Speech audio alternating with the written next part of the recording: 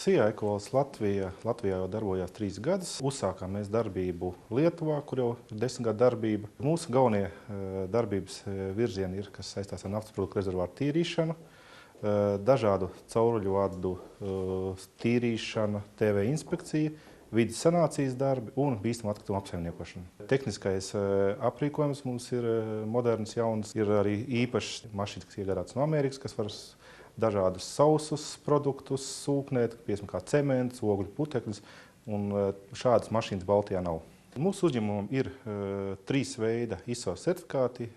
Tātad ir 9001, ir 14000, kas ir vides pārvaldības sistēma, un OXIS 18000, kas ir darba aizsardzība.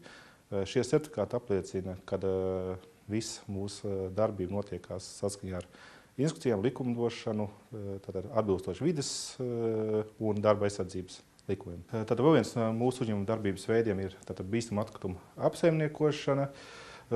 Mūsu uzņēmumam visas atļaujas, kas atļaujas savākt, transportēt bīstamos atkritumus, un mēs esam veikuši nodošu utilizāciju ne tikai Latvijā, bet arī saviem sadarbības partneriem ārvalstīs, piemēram, Vācijā un citās valstīs.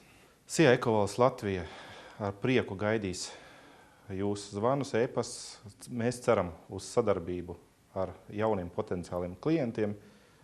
Mēs vienmēr ieradīsimies klātienē, apspriedīsim un domāju, ka kopīgi atradīsim tehniskos risinājumus.